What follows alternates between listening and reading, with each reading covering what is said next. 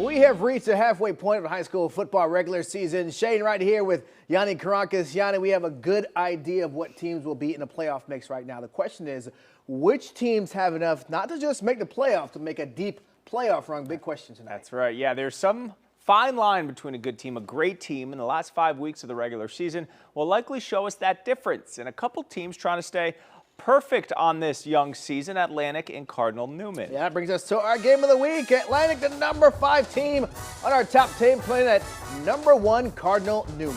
All right, what a game this was between two unbeaten, scoreless at the half. So third quarter, Atlantic backed up. Lincoln Graff pressured. He's intercepted by the big fella, Tenair Locust. That's a thick 6 as he takes it in the end zone for the 18-yard score. The senior defensive tackle getting all the high fives on the sideline, 7-0 Newman.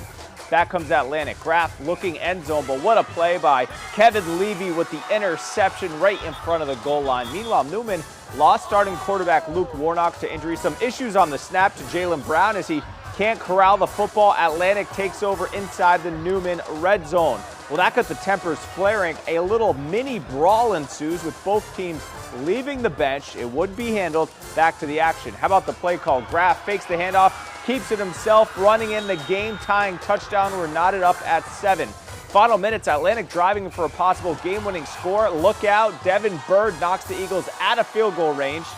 So to overtime we go. First up, Atlantic, 4th and goal. Graff mishandles the snap. They are stopped at the 1-yard line. Cardinal Newman's turn. Jalen Jabo Brown runs in the game-winning touchdown in overtime.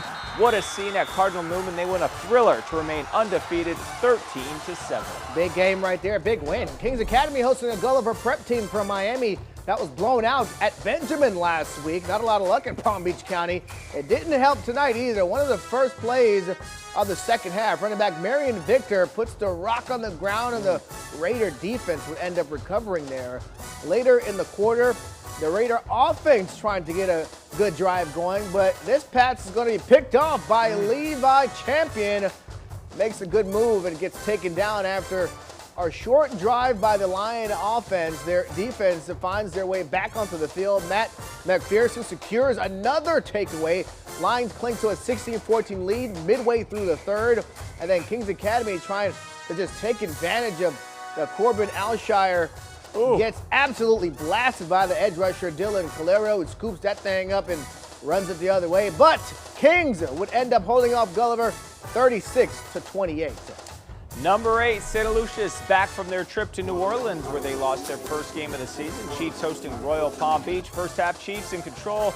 With the Wildcats, Erskine Jackson says, hey, we aren't going anywhere. He runs in the touchdown to make it a 14-7 game. But St. Lucia's offense, a well-oiled machine.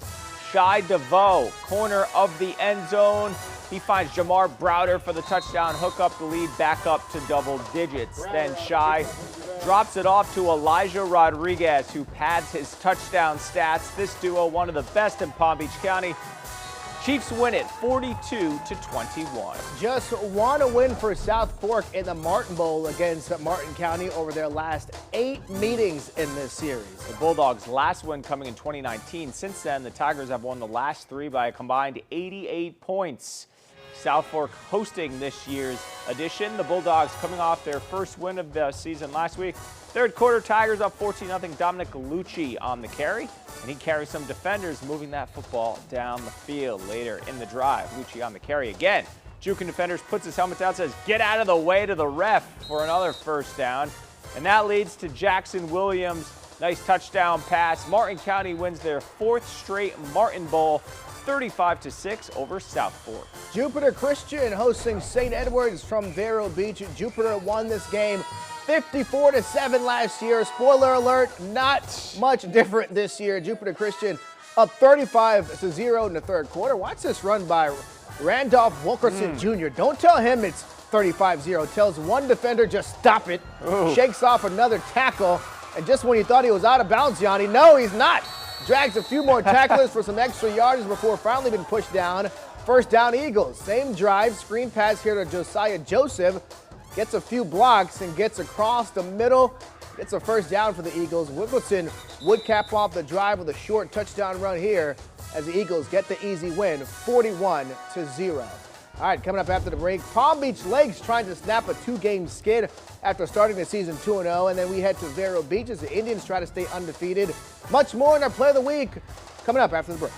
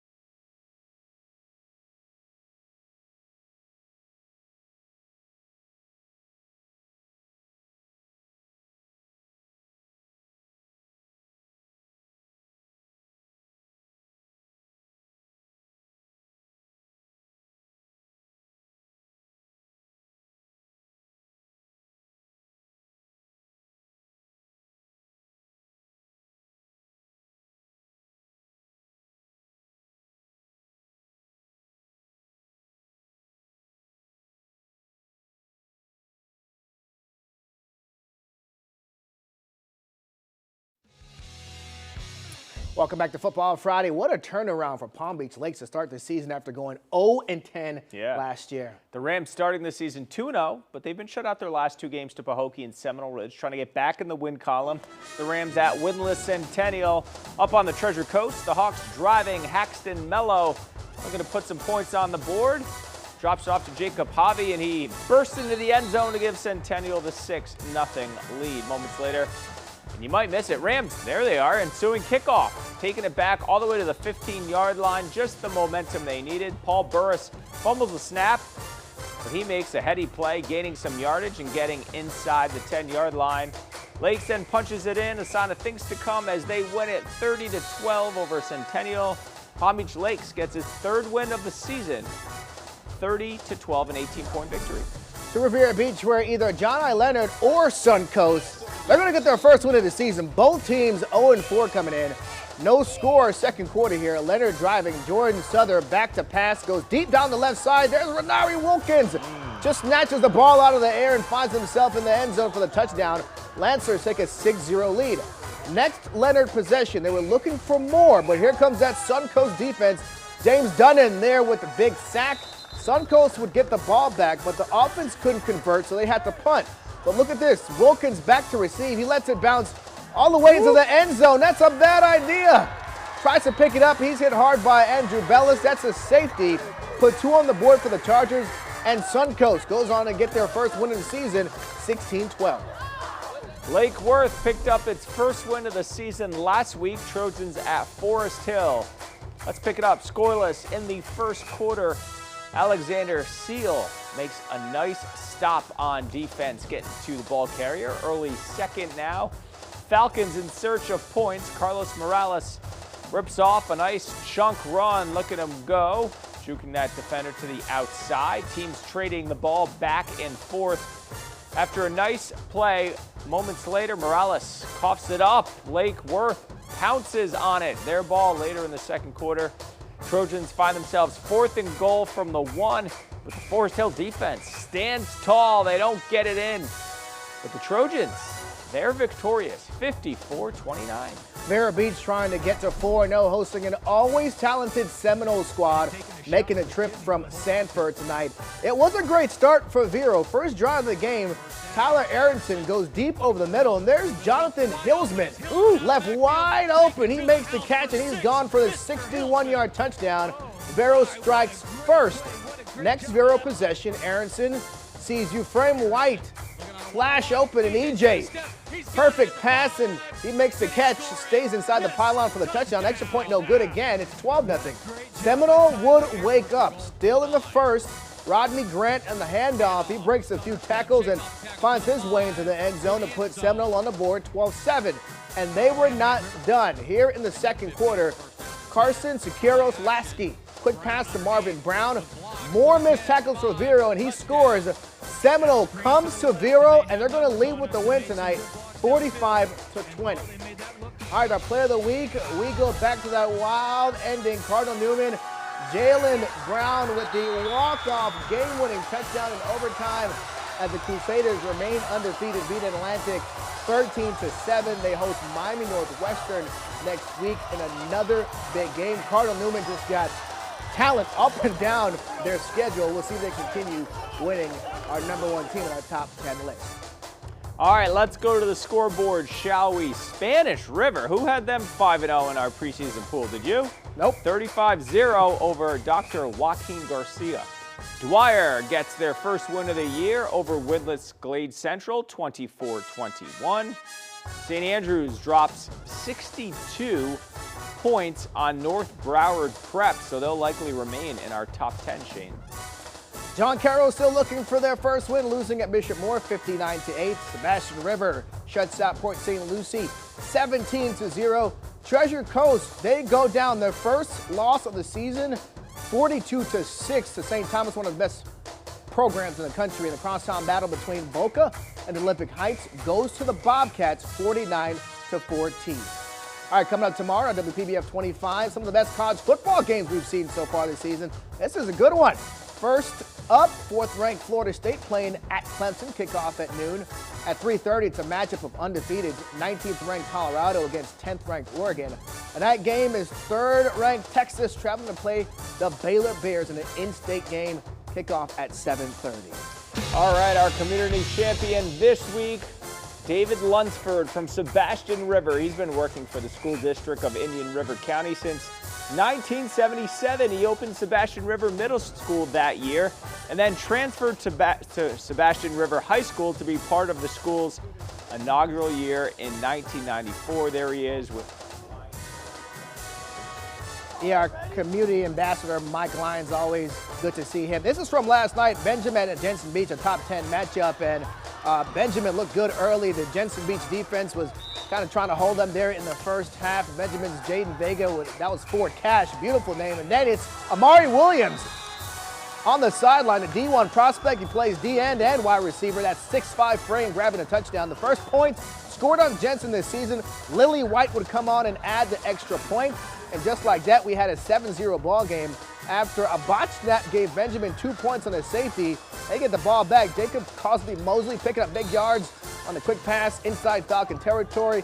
Lily White again for the attempt, but this time looked like it was partially blocked.